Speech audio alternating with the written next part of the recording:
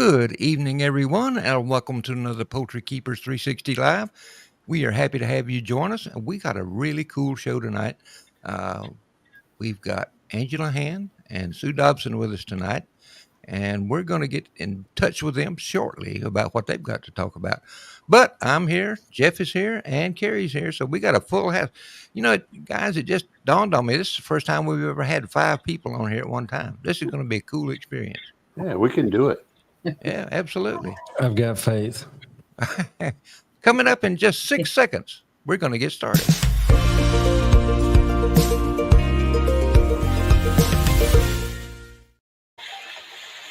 All righty, and we are off and running.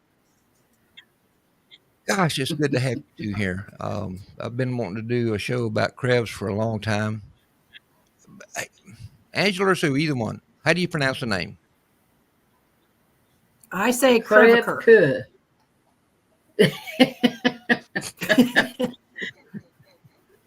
Trying to get somebody, but a lot of times soon. Yes. Yeah. Okie dokie. Trying to get somebody to say it correctly is hard. So I just, whatever somebody says, I just go along with it. There you go. But it's that works. Just nod your head and smile. That's it. Yeah. Yeah. And I actually became acquainted with Sue through Crevecoeurs. She had a bird entered in Knoxville, a big show up there, and she posted a picture on our Facebook group Poultry Keepers 360, and she had won champion large fowl, and that honestly, Sue, that kind of blew me away because that's not something you see every day with Crevecoeurs. I've seen Crevecoeurs before, but not very good Crevecoeurs, particularly down here in the South. And yours was just absolutely stunning. So well done. That's probably 3-4 years ago now? It was 2021. Yeah. 2021. Okay. Yep. Well, very good. It was amazing. Yeah. And Sue, where is this breed originally from? They're originally from a little town called Crevecoeur du Auge in Normandy, France. They have a lot of neat birds over in France too. Yes. Angela, what attracted you to this breed to begin with? Well, it's a crested breed, and I love crested breeds. I had been raising Polish for a long time, and I met Sue at the Shawnee show in December of 2020. Walked right up to her and noticed this beautiful bird she had that won Champion Continental. I said, "Oh my gosh, where'd you get your black Polish?" Oops, wrong thing to say to Sue Dobson. But what educational experience, because she stood there, folded her arms. She says, "These are not black Polish." And I paused and thought, "Oh my, I've offended someone I don't even know." And then come to find out, I said, "Well, what are they?" And she told me what they were, that they were on the Livestock Conservancy's list as critically endangered. So I said, "You know what? I'd like to know more about them, and I think I'd like to get into those birds." And so I did. That's the wrong thing to tell Sue. Oh, I know now. In a hurry. It was pretty funny though. It was pretty funny. Sue, what attracted you to Crevecoeurs?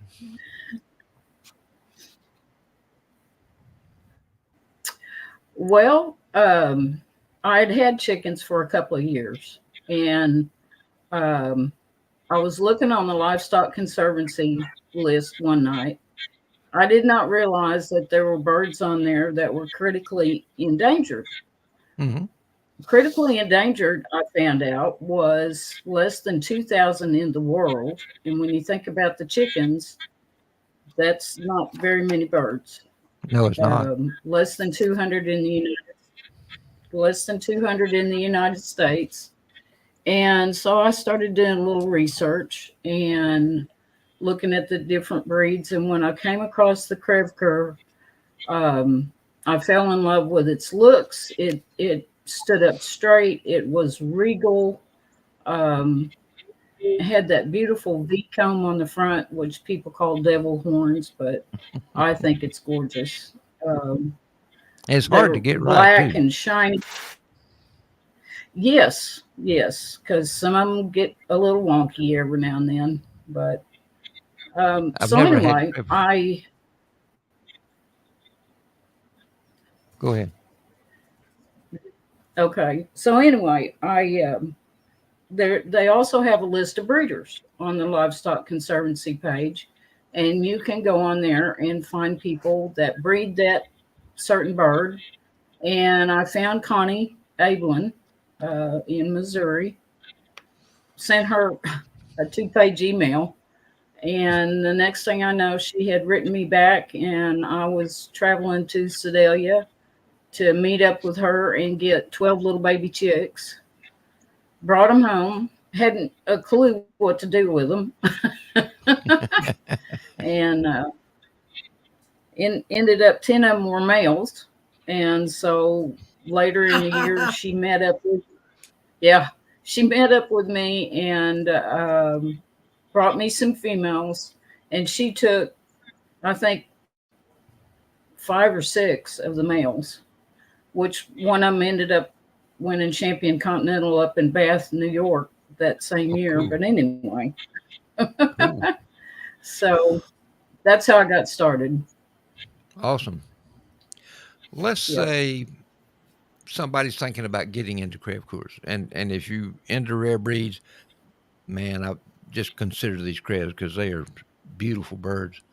But Yeah. what are some of the traits that people should look for when they're starting out with this breed or wanting to get into this breed? What about the size and weight? Are they large birds, kind of smaller birds? Were they intended for meat, for eggs? What's the scoop? Both. They're a dual purpose bird. So they should be pretty good size.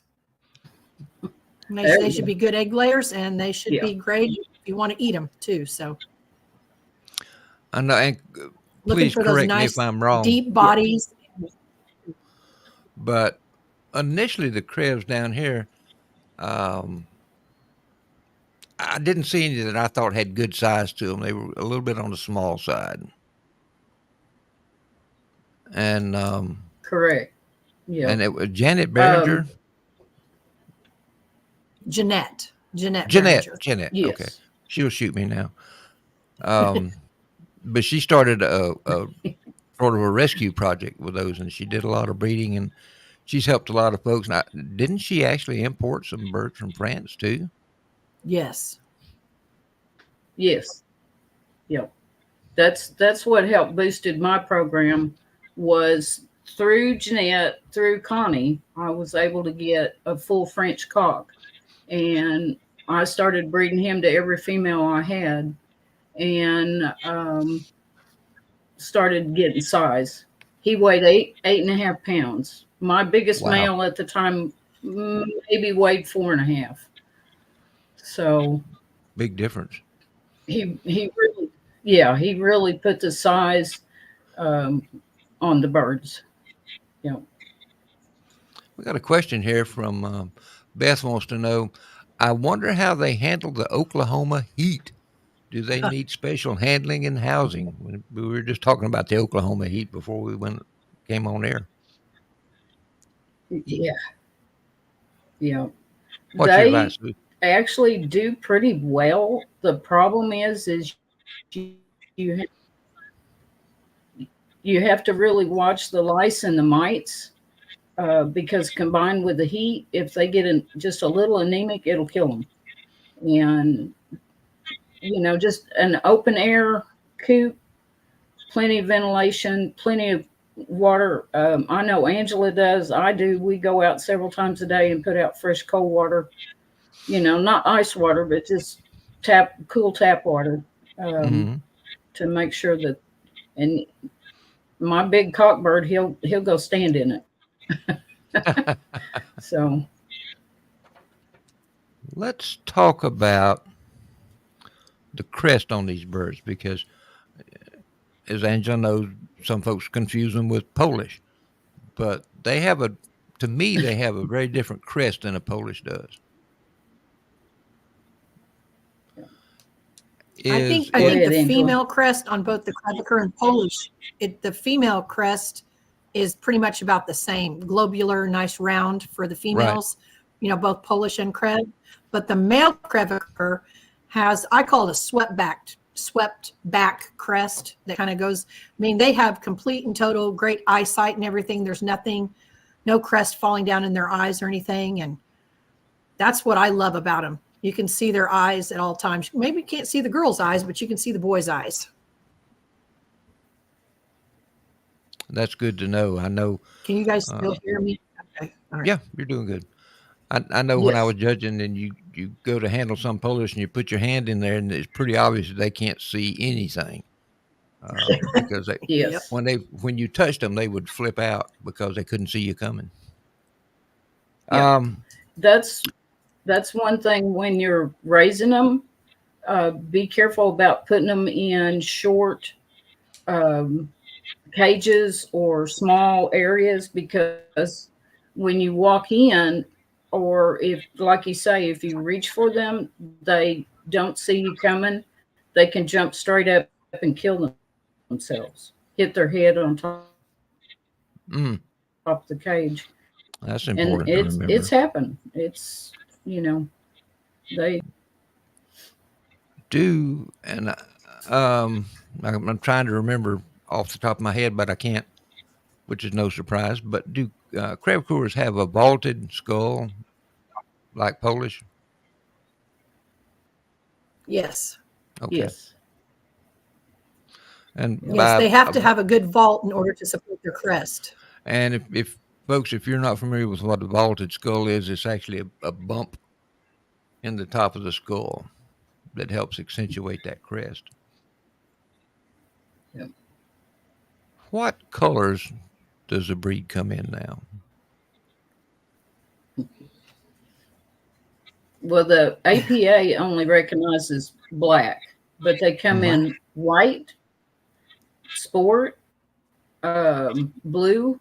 I think Connie's working on a lavender color, and cuckoo. Hmm, very interesting. What about Bantam Crevecoeurs? Anybody got those? I do. I was wondering if you're going to speak up. I figured you popping that hand up right off the bat I there. do. I have Bantam Crevecoeur. I'm glad to see somebody working with those because that's honestly, I don't know that I've ever seen a Bantam.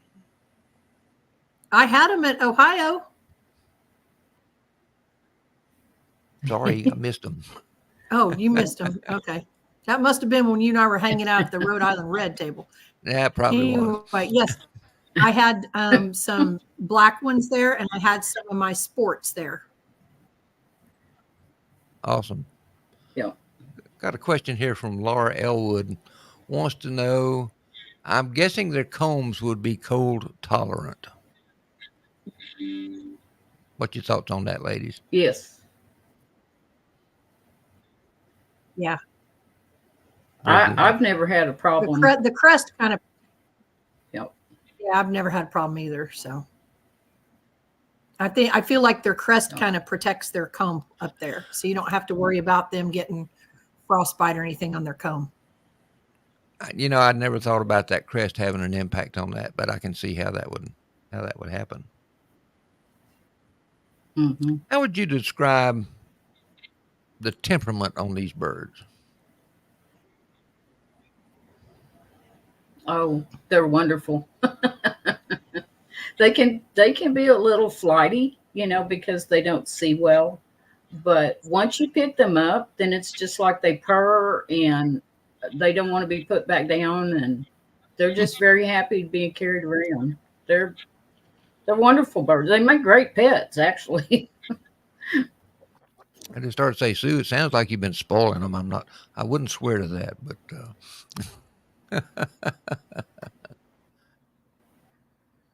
let's see. I could definitely see Sue spoiling a bird. In a Of heartbeat. course. Oh, yeah. What do they need to maintain good health? I mean, you talked about external parasites, but are they prone to any diseases? Do they require more square footage of space than most birds, or what's been your experience with them, Angela? They need space. They're a big bird, so you can't give them a little small area. They need a big space.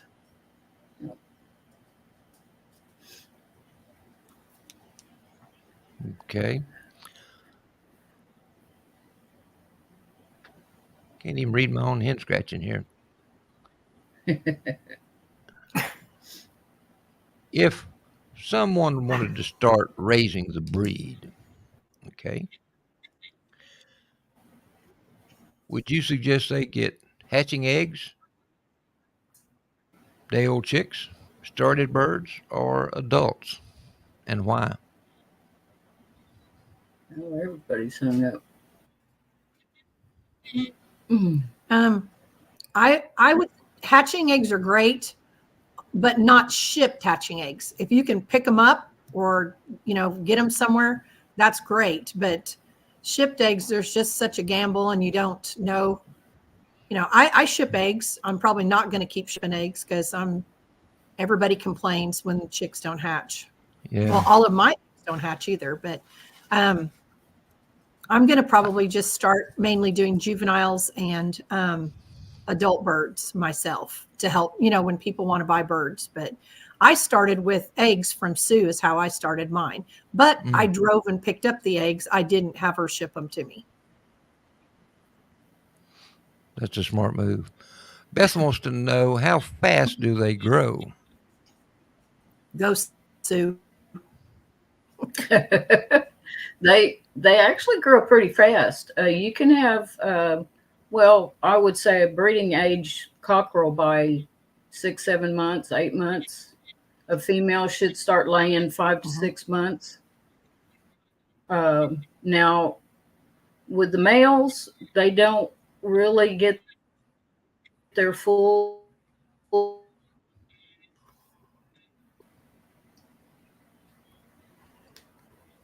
We got some internet problems, folks, and I apologize for that. But that's the beauty of live streams. They're going to get you one way or the other with the internet.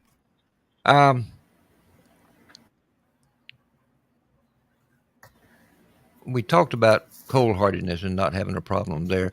Do you have any problems with hatching the chicks? Hatching the eggs? Yeah. What's been your experience, Sue?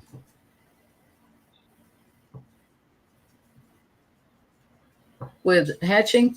Yes. Main thing that is just the fertility of the male, which Angela and her husband helped me with tremendously a couple of years ago, because I really didn't realize that my best male was either not topping the females or he was shooting blanks every now and then. But his productivity was about 60%. So,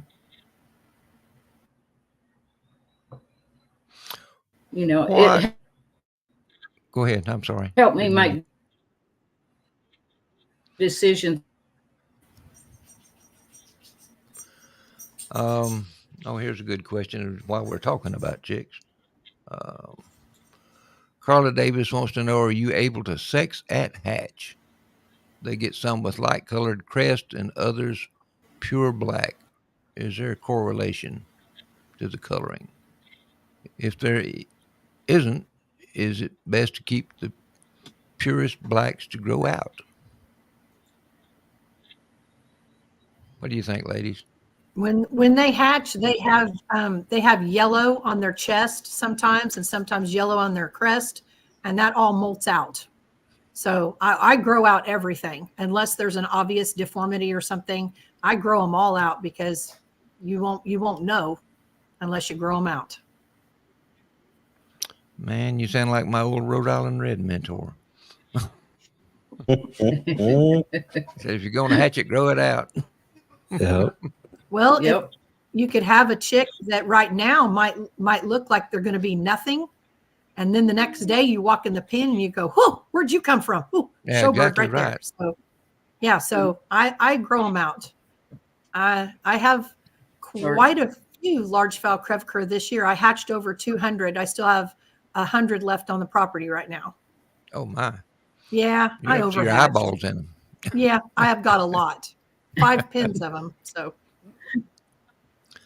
Susan Hughes wants to know if they are good layers, what size eggs and what color eggs. Sue, Yes, what's your they're very good layers. In fact, last year they outlaid the Rhode Island Reds, believe it or not. But they do a medium large egg, and it's white to off-white color.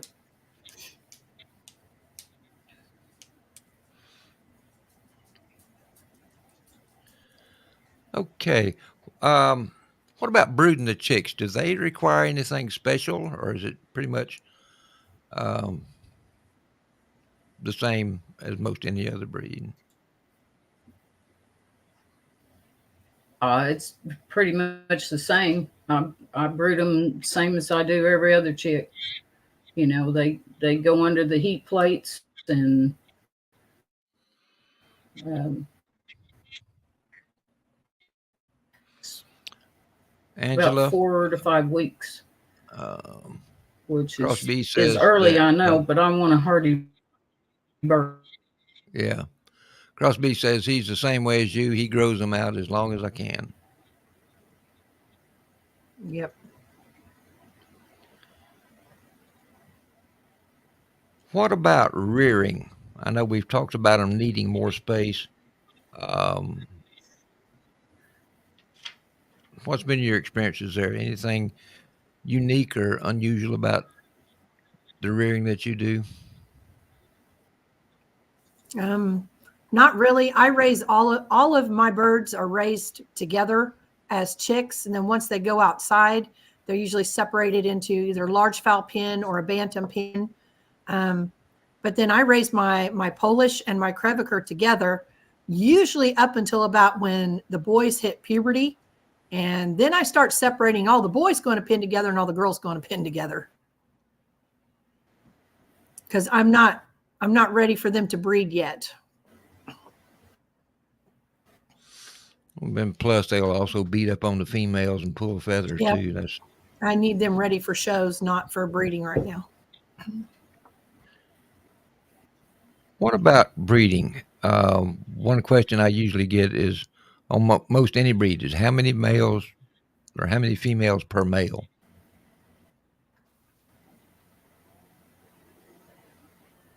What's it like with the Crevecoeurs? How many do you do, Sue?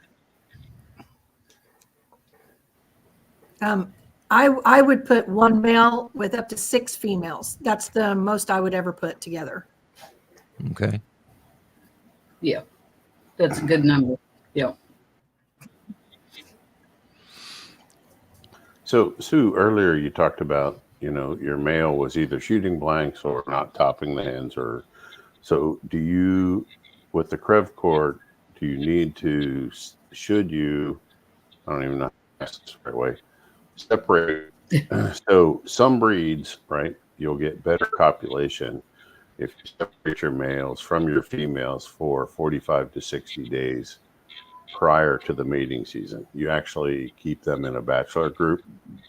Couple reasons. One, you can feed them separately, but really, ultimately, you're just trying to make them more horny. So when they see the hen, they get to business. Okay. Well, I mean, that's the truth of it, right? This is a big deal for turkeys. If you don't separate your male turkeys and they live with the hens all the time, their activity level is lower. And actually, in a lot of heavy breeds, where the males are with the hens all the time, it can reduce their interest in breeding or mating. So I didn't know if you did a separation, special diet to try and get some weight off of him. What's your practices there?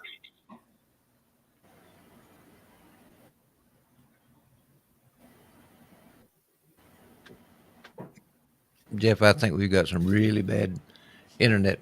Yeah, I think it's They may be lagging. having a hard time hearing us. Uh, What about I know if Yeah. I have fertility The issues, internet I is just just pluck a total pluck mess out. tonight for So whatever reason. Can you hear I was me? just telling Jeff, I can hear you now, Sue.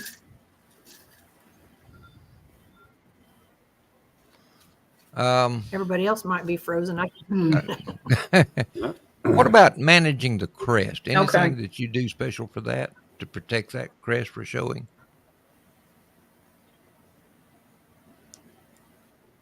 Just make sure there's no mites in those crests. Yeah. I don't really do anything other than that. Just make sure they've been, you treat them regularly for mites. Yeah. I knew Yeah. the reason Check I 'em asked, weekly. I knew a Polish breeder that would take little hair ties and tie up the crest so they didn't keep getting it wet or soiled up with feed or anything else. Yeah. So Yeah. we got another question here. No, you just keep them clean. Keep their water bowls clean, keep their feed bowls clean. I've had some cockerels grow out with bronze feathers. I've also read this is good to keep to help the black coloring, but also read Yes to it's Carla not. Yes. On keeping the ones with the bronze feathers. It does help the It'll black. it'll help prevent them from getting purple feathering. It helps keep a nice green sheen on the black. The old English breeders. Back when I was raising Old English, I had black, and that was one thing I was told to keep a male or two with a little touch of red showing up in his hackle and his saddles. But that's right. Yes. Yes. Yep. They even mention it in French books about the bronze feathers. Yep.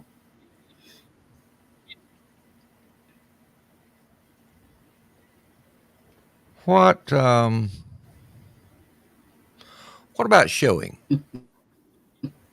Do you do anything special when you're conditioning your birds and getting them prepped for a show? Well, now Sue Dobson just pulls them out of the yard and takes them to a show and beats me every time. Some people have it like that. I know she's amazing. She's my mentor, my best friend, but my goal is to beat her one of these days. And here I do, I condition and make sure every feather's in place and everything. She just yanks a bird out of the yard and takes it and beats me every time. So she's telling all your secrets. Oh man, her internet must be down. Did you hear that, Sue?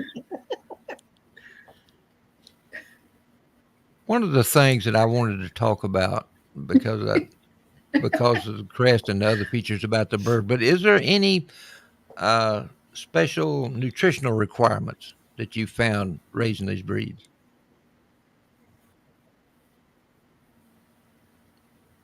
I do add the Fertility breeder supplement. Okay. Me too. Yep. Yes. Yep. I feed mine when they. Oh, go ahead. Go ahead. Okay, I just find that it adds it makes the eggs thicker. You get a better hatch. You get better feather conditioning. The thickness of the feather is better. Which has been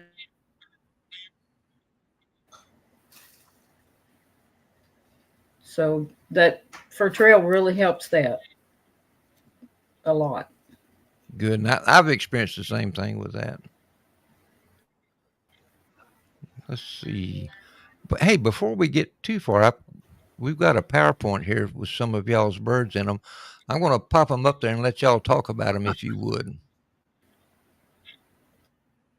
I don't know whether First it's one my is Sue. internet or you guys. Sue's got a bird there. It looks like it was at Christmas time somewhere. I took that picture. That's at Shawnee last year. Ah, okay. And she's kind of bundled up like it might be a little bit on the cool side. And with that Christmas tree, that was another giveaway. Yes. Those Shawnee, right? Mm-hmm. Yep. And here's some of Angela with an armload of crabs. Those are my girls. Those are my girls.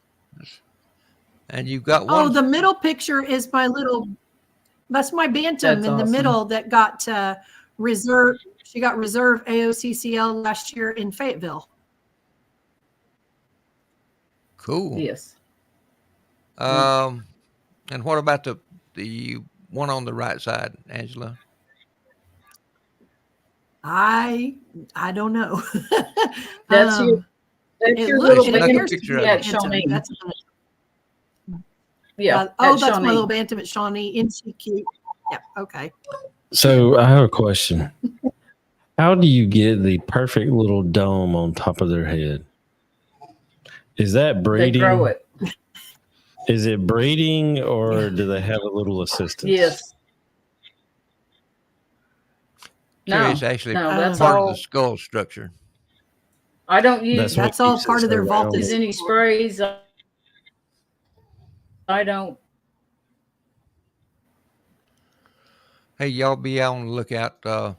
Laura Elwood says she plans to be at Shawnee this year. She hopes to meet Awesome. you guys. All right. Well, I soon don't I'll both know. be there. I don't know if it'd be safe for you It's three all to get natural together here. all at one time. That could be a wild party. Let's get our next picture up here. This is a male. Let's see, male on the left and a female on the right. But you can. Is that Mr. Chicken, Sue? No, I that's think Steve. Sue. I think That's that's Mr. Chicken's son. Oh, that's Steve. Oh, that's Steve. Okay. Boy, they look Steve. alike. Yep. Yep. And here's what I really like. This bird on the left, if you look up beetle green sheen in the dictionary, this is what you're going to find to Yes. illustrate it. Wow. That is beautiful. Yeah. Which is just Yeah. stunning. Yeah. And And on the male on the the- right, go ahead, Sue. I'm sorry. and the thickness, the main thing it was the thickness going down through there, the whole bird, that weight. They're supposed to be a Mhm. table bird. They're supposed to be meaty. So And that male on the right is an illustration of the comb that we were talking about earlier. And the other thing, and Angela, I think, is the one that mentioned this, is that kind of swept back look to the crest. yes. That's once upon a time, that's kind of like my hair used to look like, but ain't no hair up there anymore.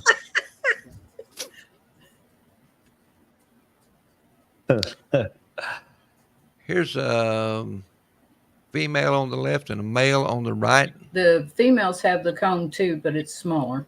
Right.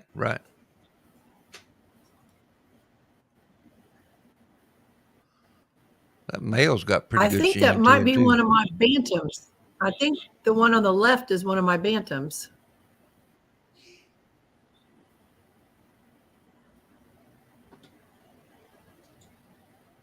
Sue, is that Mr. Chicken in that There- picture? Okay, Mr. Chicken's on the right and Bruno is on the left. Bruno weighed 8.5 pounds. And Mr. You can just Bruno's Bruno see, is huge. the French cock I got from Connie. you can just see Yeah, he's huge. the width And then in Mr. his legs Chicken is there. his son, and he weighs just a little over 8 pounds. Nice size, nice type. I like them both. Yeah, Wow. but his chest was just huge. Yep. And that gets all our slides out of the way. And he was so kind, such a nice bird. If somebody's wanting to get started, is there a book that they can read to learn more about this breed, or websites or social media groups? Facebook, there's North American Crevecoeur page. Mm-hmm. The And then Crevecoeur Chicken Conservation Project that Jeanette headed. my husband The bought Polish me this breed. really cool book too of French breeds, Mm. but it's all in English. It was written by a Frenchman, but it's all in English. Oh I man, think he yeah, got it that'd off be of great. Amazon. Oh, this book is amazing. What's the title of it, Angela? So, a directory of French poultry breeds and chickens. It took a Awesome. long time for us to get it. After my husband ordered it, just because, it went all the way to, we ordered it online and, the money exchange and all that, and then to get Yeah. it shipped from France, but it's all in English. And there's, I think 43 breeds or something like that in here. Yeah, 43 French breeds. That It's would pretty be cool. a good resource to have. Um, Before we wind down here, I just want to ask you: is there anything else you gals want to add about Crevecoeurs or your experiences with them?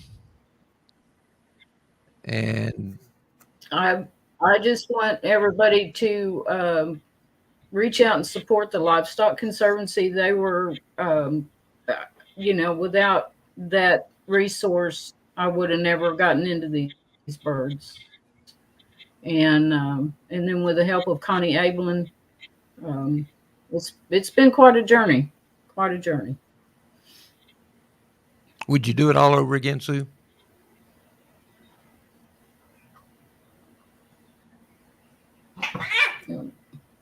Everybody's froze. Sue, would you do it over again? No, don't think she can hear me. Angela, would you get into them again? Absolutely, in a heartbeat. I love them. Absolutely love them.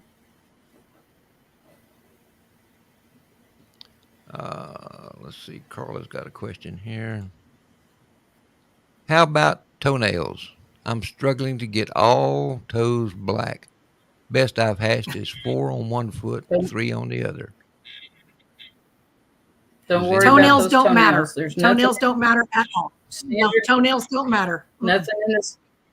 Yep, nothing in the standard that says anything about toenails.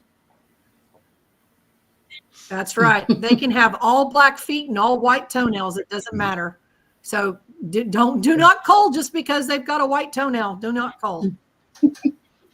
And if they did matter, it would probably be just less than a point Yeah. deduction. The deduction. Yeah. But now But it's not not that a- way in all breeds. So remember that. Correct. A lot of- Yep, Correct. check Yeah. your standard and know where your points come from.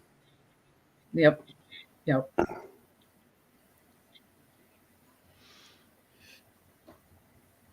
So But Sue, is I the have wind blowing gotten the right all, I direction? have, Do you have good connection at the moment, Sue? Do you separate the males? I do. Okay. How long do you separate them before you made them? With Mr. Chicken stays with girls, but the other females that I have, or the other males that I have, they stay in pens by themselves till breeding season. Well, which one are you having trouble mating? Finding, good. Which were you at? Mr. Chicken? We're Yeah. shooting blanks. Yeah. Right. So I'm Yes. wondering if you separated him for 45 to 60 days. The other thing is, if you can get his body weight back down to, cockerel, breeding age cockerel size, right? If you get him back down to, say, Yeah. 7.5 pounds, is he going to be more effective? He might. Yeah. He might. If you have the facilities Yeah. to do it, I think I would try separating him and let him get a little bit more anxious about Yeah. seeing the girls again. I need to anyway. Show season coming up, and I need to get him off the females. So We've got a guy here from Jamaica. He was hoping to hear Sue answer the questions Jeff asked about Yeah. breeding the rooster before the internet problem, and I think you not playing fair tonight. probably got some of that there. Tansley, if you watch the replay, there is a good chance that the replay has all the audio, even though it wasn't broadcast. So there's your good reason to go back and watch the replay now.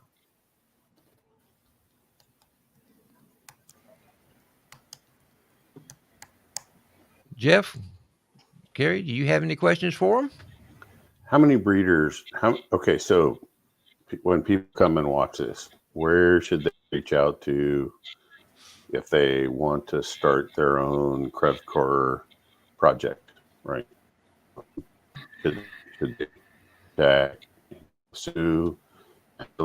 They, livestock, breeder conservancy, livestock breed conservancy. I mean, how many people in the U.S. Around the country?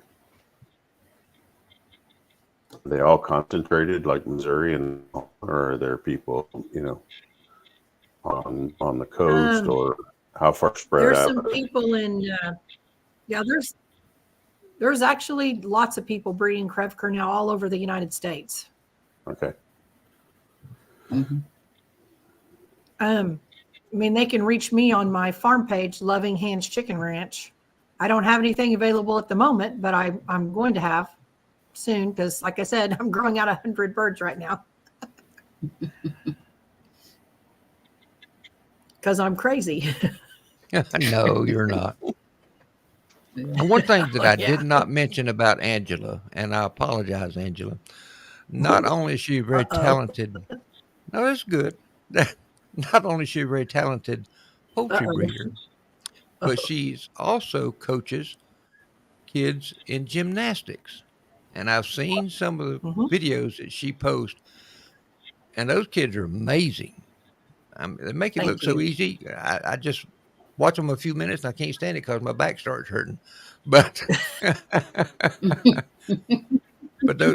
you're working with some good kids.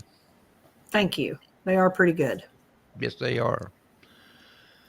Right. Did you get Carla's other question up? What about the earlobes not being bright red? Is that a concern, or is that going to be an issue for scoring? I don't want to discuss that. I missed that one. Sorry, Jeff. That's right. It's an issue that's in front.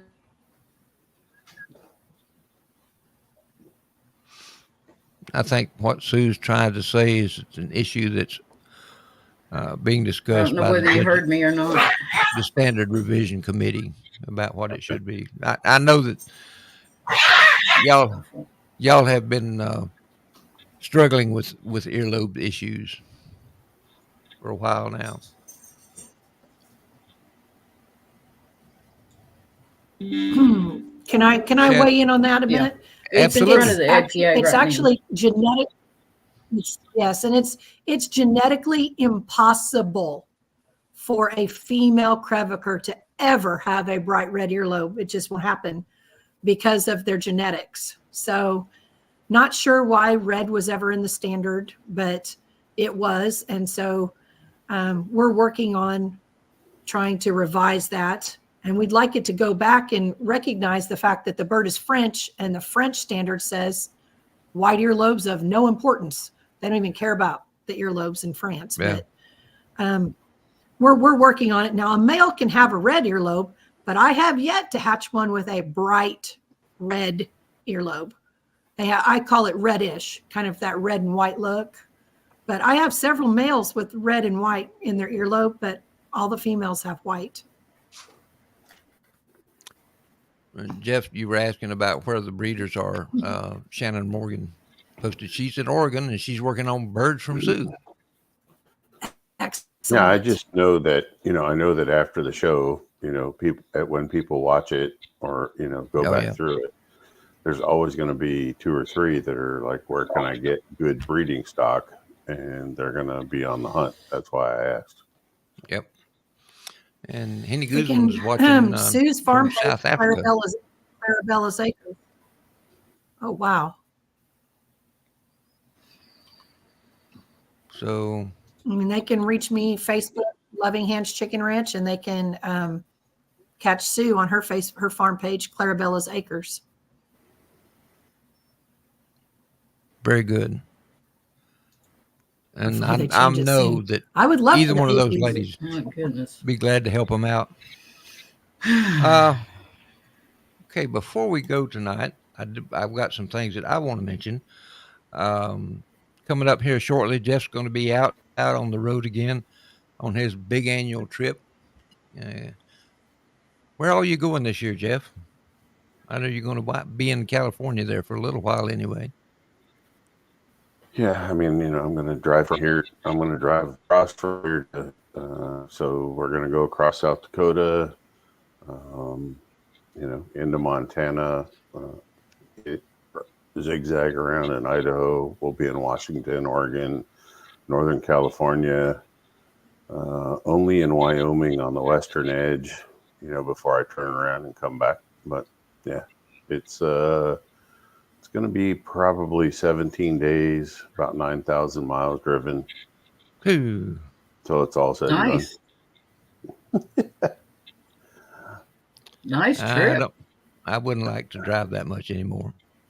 You wouldn't, Rip. I do every mile. I was gonna say Jeff is not. He's not the kind of guy that rides as a passenger. No, I have to be deathly ill or incapable of driving before I'm going to ride. So you can just take a nap. Wow. Just chauffeur them all around, huh? Yeah. Good deal. Carrie was reminding me to talk about our skill spark, and we've got a new skill spark. I can't even talk tonight. Coming out tomorrow. That's pretty good. It's a knowledge builder, but I found an old article written by Arthur Schilling on breeding speckled Sussex, and that thing it's wound up being about 9 pages long, and it's chock full of information about breeding Sussex, and it will also apply to millefleurs or spangle breeds as well. But I'll post that tomorrow. Be sure and check it out on Poultry Keepers 360. Rip, And what was the name of that? Rip, what was the name of that Japanese breed that I shared with you that I was going to, or Onagadori. Yeah. Onagadori. I'm excited to stop and see those. And I'm going to get to see my first Saramas sometime. So cool.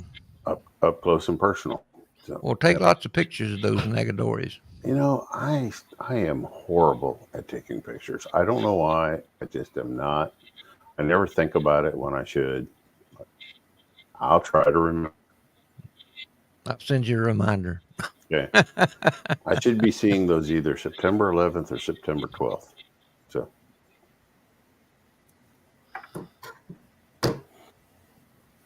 All right. September the 12th is easy to remember. That's my son's birthday and my son-in-law's birthday as well. How'd that happen? I don't know. I have no clue.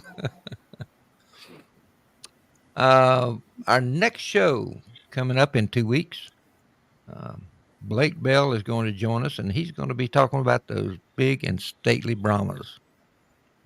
They're one of his passions. He's working with a lot of breeds, but you can tell from his post that he's particularly into Brahmas. So if you're into Brahmas or you want to learn more about them, come back in 2 weeks and we will share all we can about it. All righty. Anybody else have anything else for tonight? Speak now or forever hold your peace. No, but the Crevecoeur was quite interesting. So. Very good. And, Angela and Sue, thank you so much for coming on with us tonight. I'm sorry we had such cruddy internet, but just one of those things sometimes. But we do appreciate you taking the time to join us and to share with us and just have a good time. I enjoyed it very much, and I'm sure our listeners did as well. So until we're back in 2 weeks, you folks have a good time, enjoy your birds, and be nice to each other. Thank you.